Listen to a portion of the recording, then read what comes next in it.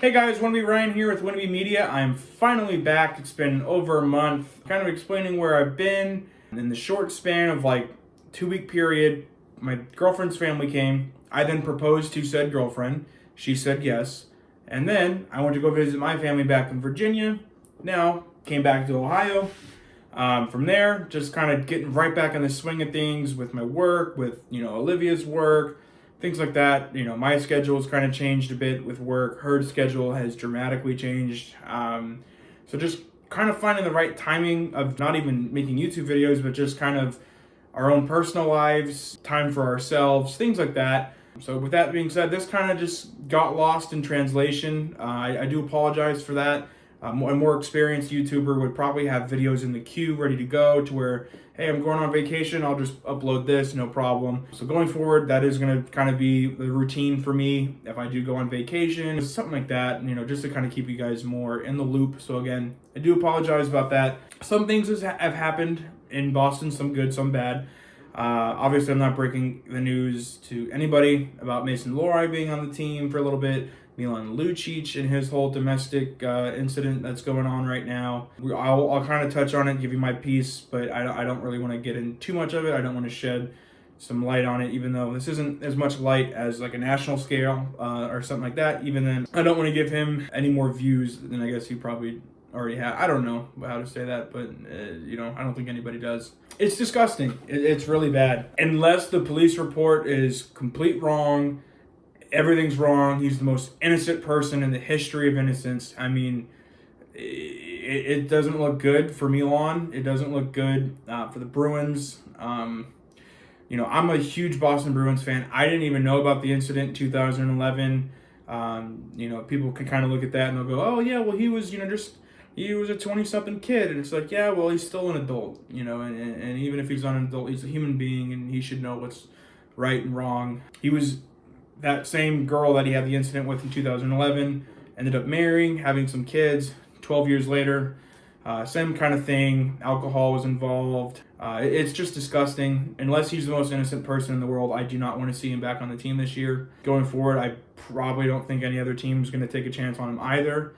The only kind of role that I wouldn't mind seeing Milan be in is somewhere down the line if he wants to be like a mental health advocate, if he can clear his head, get sobered up, patch things up with his family, just things like that, and just, become a better role model and kind of be able to share his story. I could see him doing that with Boston. I wouldn't be surprised if Nesson took a swing at him at some point down the line when this all, kind of dies down. But hopefully more news kind of comes out about this. And yeah, so it's pretty dark stuff going on there. And to kind of shed some light, Mason Lohrei got into some games. My predictions for the expectations of the year, I had him going into about 20 games.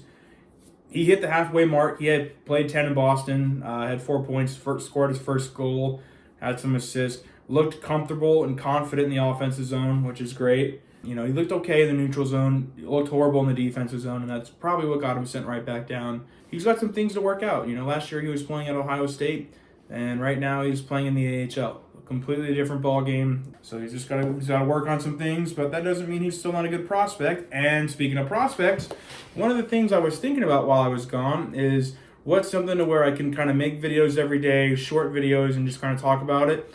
Kind of like a prospect update, but instead, because it's the countdown to Christmas, we're going to count down from 25 to 1 my top prospects for the Boston Bruins. So that's right. I've dug in. I've done my research, kind of looking at players in mind. I've made my list from 25 all the way to 1.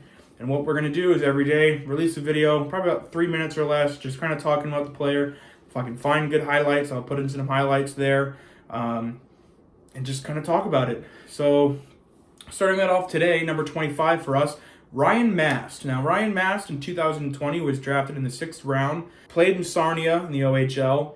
6'5", 215 pounds. He's a big kid. A lot of people, when was drafted and even played like in the prospects challenges, were kind of comparing him to like Brandon Carlo, which I didn't like. And at some point, even people were like, "Oh, like this kid's like, he's a draft steal," things like that.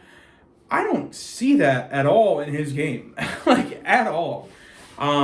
He's played 9 games this season. He did sign his ELC his entry-level contract. So he's played 1 game in Providence. The other 8, he was sent down from the AHL to the ECHL for the Maine Mariners.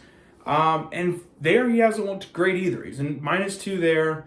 He just looks lost. He doesn't look like he looks like me in high school. If we're being completely honest, that's a perfect comparison. Not even a hockey player, just completely lost. I shouldn't be here. What am I doing? It doesn't look good.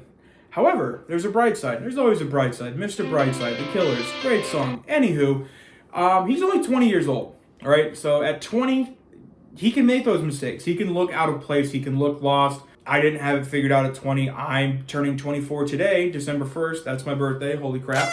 I still don't have it figured out. You know, there are some players who can turn 18 and be in the league. Like, some people can do it at 18, some people can't. Ryan Mast is not one of those guys. As far as like comparisons or things like that, I really see him being one of those like a Parker Witherspoon. You know, you get called up for a couple games here and there, fizzled out. You know, with that big body, he's going to play in the AHL. You know, later on down the line when he figures it out, I think he'll probably get loaned a lot this year to the Maine Mariners, just based on the fact that he needs to grow and develop, and you know he's kind of already aged out of the OHL. I think it's a good thing for him in his game to kind of figure it out and then just go step by step. You know, he's 20 years old. Again, there's no rush right now. No need for him to be in the AHL if he, you know, is looking that out of place. And our AHL defense is kind of stacked right now. You got Regula down there, Walsh, Zaboral, Callahan, Lohrei now, Dan Renouf. I mean, like, you have, there's plenty of guys that should be playing over him. Even Freddie Brunet, another Bruins draft pick, that same draft actually, has gotten into some games as well. So just let him play, let him be able to play every game in the ECHL. I think it's going to work out for him. Like I said, people were looking at his numbers in the OHL and kind of going like, okay, like I think we have something here. I don't see it. At most, he could be a 7th defenseman in the NHL. But even then, I think that's only going to be if he can continue to work on his skating and with his size, just start using it and become more just of an enforcer, defensive defenseman, and kind of put something in his game that nobody else has. So that way it makes him more valuable. Kind of like a Ratko Gudas, where he's just like, he's violent. Like, at what point is he not going to just take his skate off and just start mauling people? You know, if Ryan Mast can kind of develop some kind of characteristic to separate himself from others, that's going to help bolster his chance to make the NHL at some point. But like I said, right now, he just needs to work on his game because he looks completely lost.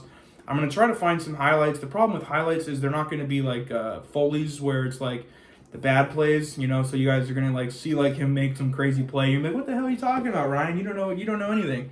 You know, but I'll try to do some deep diving and find something. Maybe not for Ryan Mast. I don't know. You'll see. If you don't see anything, that's because I couldn't find anything. And if you see something, it's because you found something, right? But yeah, that does it for me. I'm glad to be back. Glad to be back on YouTube. Glad to be, you know, again, trying to make this my life. I love talking about the Bruins. Love talking about hockey. Love talking about sports in general.